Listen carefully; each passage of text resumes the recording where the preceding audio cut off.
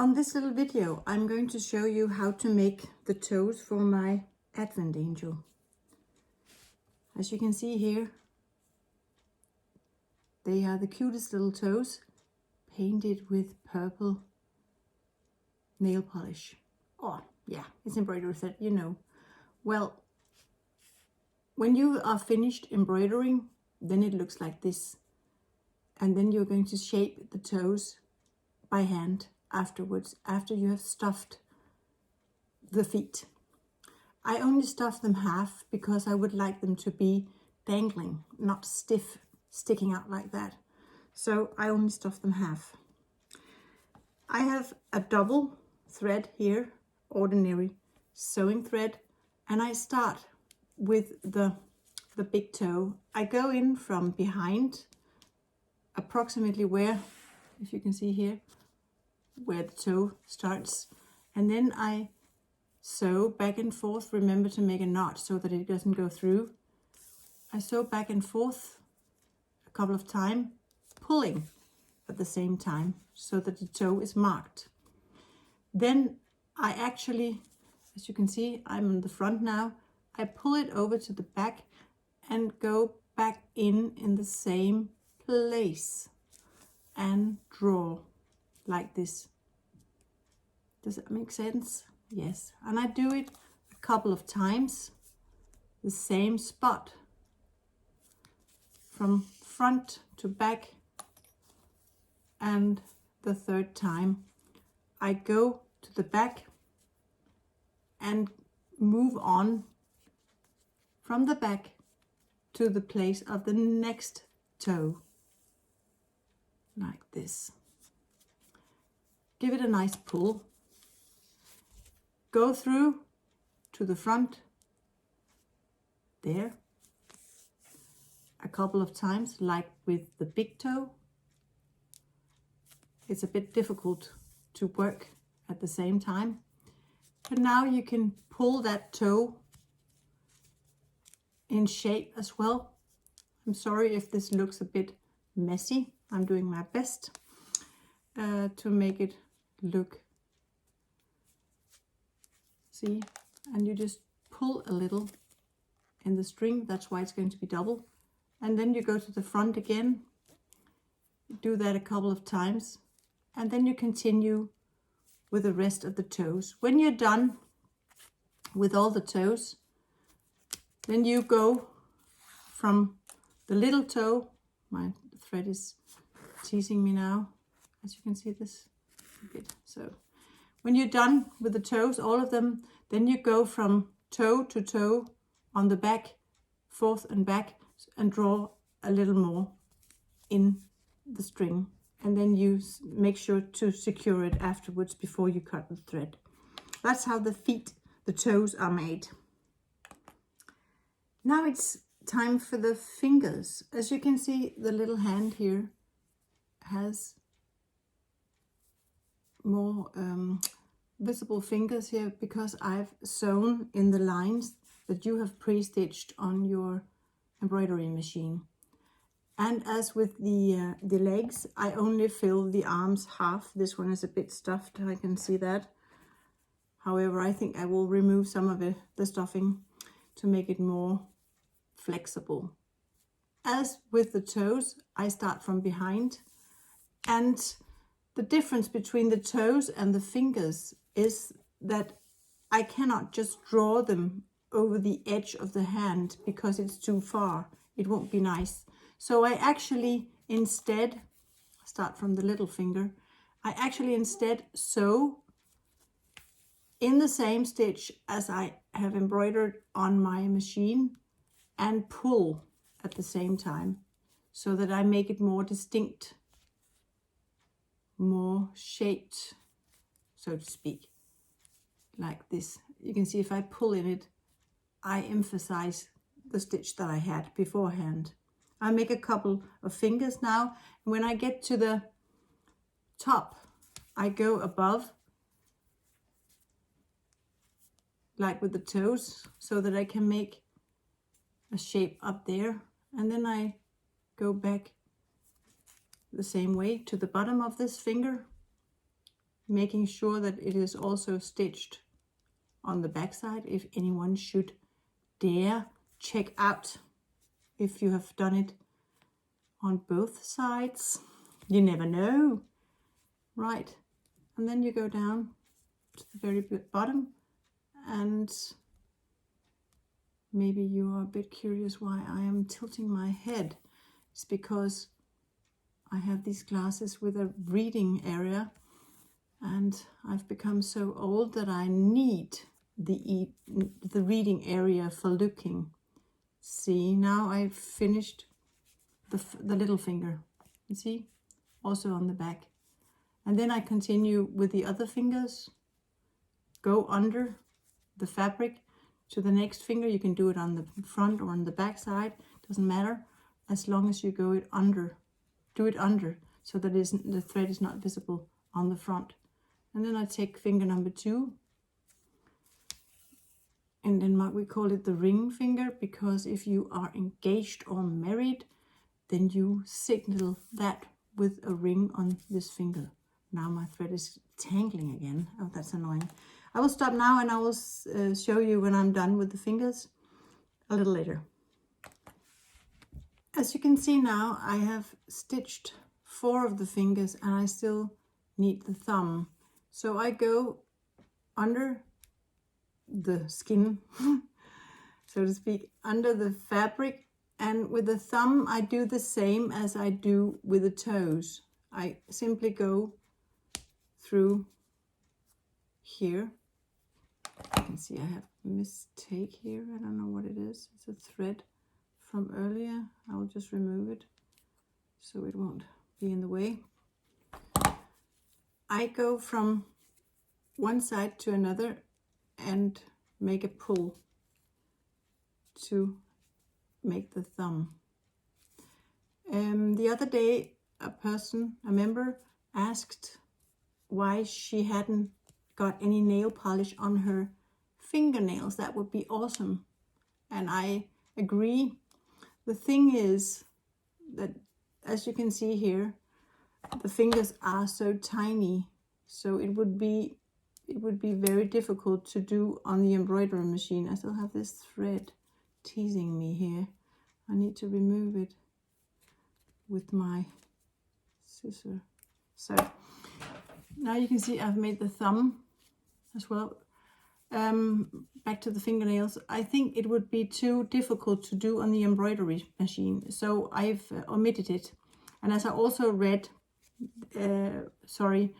the other day, is that when you make dolls, at least that was something my art teacher told me when I was educating to become an art teacher. My teacher said that when you do persons, when you do dolls, when you do drawings of persons, you have a tendency to unconsciously make them look like yourself. And I think that's why they don't have any nail polish, because I never polish my nails. They are not very nice, and I do never have long nails. So if you want nail polish on her fingernails, you could make French knots in a red DMC yarn or something, or embroidery thread in your hand by hand. That would be cute if you wanted to do that. I also use the thread from the fingers to sort of shape the wrist. I can do that by going down to the wrist here and then go back and forth with a little pull here, as you can see, and it becomes more like a hand. You could do that with the ankles as well if you wanted to. And then you go back and forth a couple of times and make sure that the thread is secured thoroughly. Mine is a bit short, but I have secured it. I went through a couple of times. So that's a neat little hand, right? The last thing I would like to show is how to make a wig. You can do that in many ways, but I want to show how I do it. This one has a short hairdo. It's from a children's vest that I bought in the second-hand shop. It is not that long haired, as you can see, and it has this knitted backside here. And it's also kind of stretchy at least a little when I cut it in smaller pieces. This one is going to have some hair now, and I will show you how I cut it first, and then I will show how to sew it on. You take the doll when it's stuffed and put her under a piece of paper, on a piece of paper. I've already cut it out here, and you can see I add approximately 1 centimeter around the entire face, and also a bit down in the back here. You can see it's longer than her. It's a centimeter below her neck, sort of. It's because I want to draw the wig this way and shape it around her head, so that she also gets some hair at the front of the face. When I have made this little paper pattern, I use the back side. I go from the back side of my faux fur. This one is quite long piled, as you can see, with glitter in it. And from the back, I draw my little wig. Sorry, here on the back of this faux fur. Another member asked if I had made a pattern for the wig. I haven't, because actually I think you should use the outline of the head when you have stuffed it, because you can stuff it tightly, or you can stuff it more loosely, depending on your taste or your preferences. But as you can see from the side here, she is it differs a bit whether she's tightly stuffed or less stuffed. So use her as your draw, your template. And as you can see, I've also made some dots in here to shape the wig a little. It isn't that important if they are thoroughly straight, because all the fur will eventually cover up the differences. As you can see here, I have drawn the template onto the back side of my faux fur.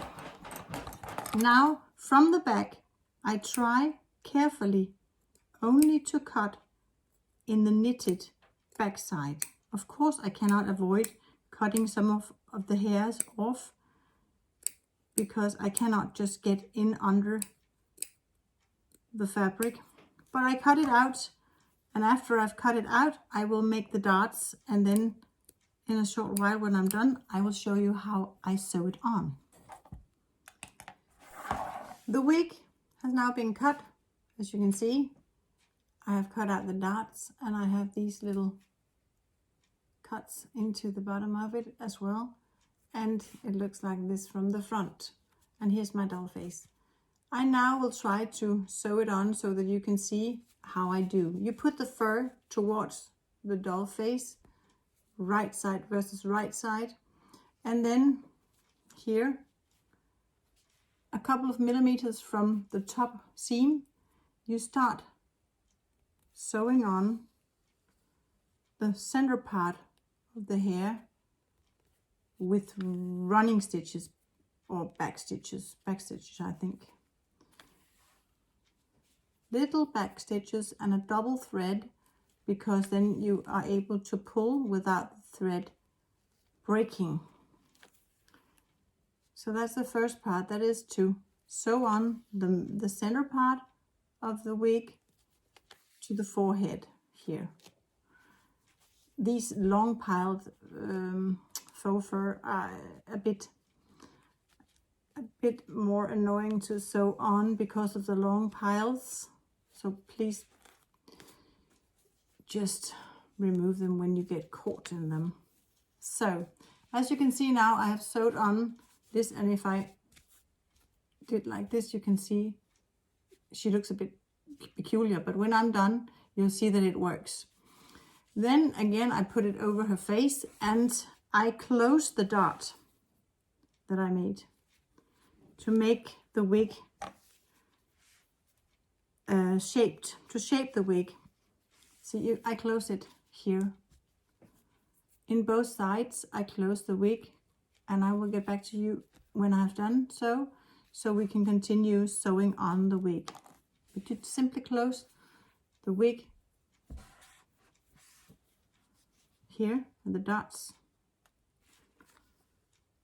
on both sides. As you can see now, I have closed both dots, and the wig would actually be able to have the shape, is now having the shape of her skull, sort of, as you can see here. But I will still continue sewing from the back with the wig down her, in front of her face. From the back side, I simply continue sewing on the wig to her head. At the beginning, I sew a millimeter from the seam, but when you get to the eyes, you go exactly in the seam, because otherwise you will sew her hair onto her eyes, so you can't see them from the front. So you simply follow the line of her head until just below the eyes, and I could secure my thread now, but instead I just go back the same way I came from. It doesn't matter that I do it twice, because then it's more attached. I don't go further than just below her eyes, because I'm going to turn, I'm going to turn the hair the right side out, as you can see here, see, and then finish the rest from the back. Does it make sense? I hope so, because in a short while I'll show you when I turn it. I will just continue with the other side the same way and get back to you. Here you can see that I've actually sewed on the wig on the front from the inside here, and now I'm going to use the elasticity of this faux fur to gently drag it back so that she can see again. And you can see the faux fur is actually quite easily manipulated into some kind of hairdo. Well, I think she'll be gorgeous, and with a halo, I think she'll be very gorgeous. Now I have the rest of the fur here that I'm going to attach from the front. And as you can see, the edge of the fur is quite, can I call it? It's quite stiff. So I have to fold it in while sewing on the rest of the wig. It requires a little patience, but when you're done, she will have the most beautiful hairdo ever. I hope this little video made it a bit easier to understand how I do the wigs. You simply sew on this one, and the reason why I made the darts here inside is that if you have too much fur here, you can cut off some of it in the middle, so you just have the two ends that goes together, and you don't need this one. You could actually trim it some more, cut out some darts as well down here. Maybe you have a better way. This is the way I did it, so I hope it enlightened the process with the hair. I'm back again because I will actually show you that I cut off the entire center of the back. If you look at it like this, I cut out this one because she is not that big, so I could just shape it around the neck so that it looks nice in the back. There's plenty of hair to cover, as you can see. I go from one side to the other here, and she is fully covered, and her hair is so nice. I just wanted to show you that I actually worked from each side, where it stopped just below the eyes. and I work from each side, fold in the edge, and then work my way to the center as I did with the other side. And on the center of the back head, I just simply make sure that it looks neat under the hair, but this fur actually covers a lot, so I think this is good. Don't be too perfectionistic about how you meet these ends. It doesn't matter, because the fur will simply reveal it.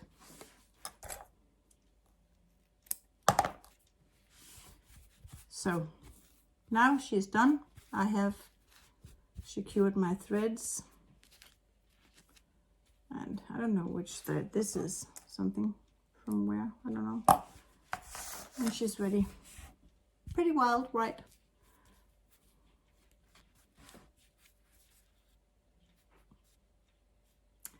Next step is to put her head into the blouse. I'll just explain them. I will not do them right now here on camera. Just explain. The head into the blouse, sew it on by hand, little stitches that are invisible at the edge of the satin stitch. Then this part is over, and you can actually put on some wings. If she was secured, I will put in a pin so you can see. You know, you can make the torso version also. And I simply just pin her so she won't drop. Oh, can you see? No, she still needs a pin on the other side as well. I just wanted to show you. And then, sorry, these hairs from this faux are quite annoying in your nose. And then you have the wings, and you can put on those on the back side of her. I would just pin them so you can see.